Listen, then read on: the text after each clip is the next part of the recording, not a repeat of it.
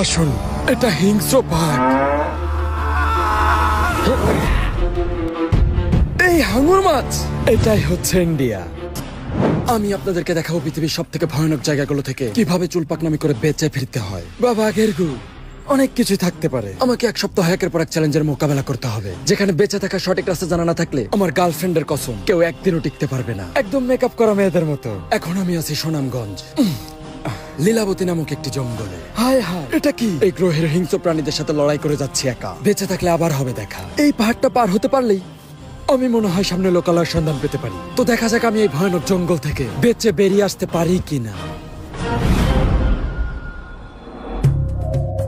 বাংলাদেশ এবং ভারতের সীমান্তবর্তী এলাকায় এই সুনামগঞ্জ জেলাটি অবস্থিত। এখানে আসলে আপনাকে মুগ্ধ করবে এই সুনামগঞ্জের প্রাকৃতিক অপরূপ সৌন্দর্য। অল্প বয়সে প্রেম করে যদি মামুনি দেয় ছেকা, ঘরে বসে একা একা হয়ে থাকবেন না বেকা। আশা করি পাহাড় দেখলে ভুলে যাবেন মামুনির দেওয়া কষ্ট। এক নিমিষে মনে হবে এতদিন সময়টাই করেছেন নষ্ট। এই পাহাড়টা দেখতে অনেক সুন্দর লাগতেছে না? আসলে এই পাহাড় কিন্তু দূর থেকেই সুন্দর। এই পাহাড় আর মেকআপ করা নারীদের মধ্যে কোনো পার্থক্য নেই। যেমন মেকআপ করা নারী দূর থেকে সুন্দর লাগে, তেমন এই পাহাড়ও দূর থেকে সুন্দর লাগে, কাছে গেলে কিন্তু ভালো লাগে না। তো এই পাহাড়ের চূড়ায় উঠতেই খুশিতে জোড়ায় গেল আমার চোখ। আমি দেখতে পারলাম কিছু লোক। ওইখানে দেখা যাচ্ছে মানুষ।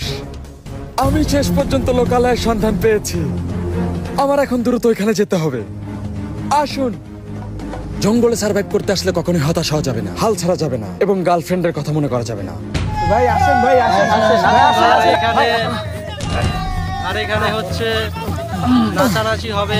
ভাই কিছু লাগবে? পানি আনো, পানি আনো, ভাই কিছু লাগবে? না না, তেমন কিছু লাগবে না, জাস্ট একটা আকিস বিড়ি হলেই হবে। তিনি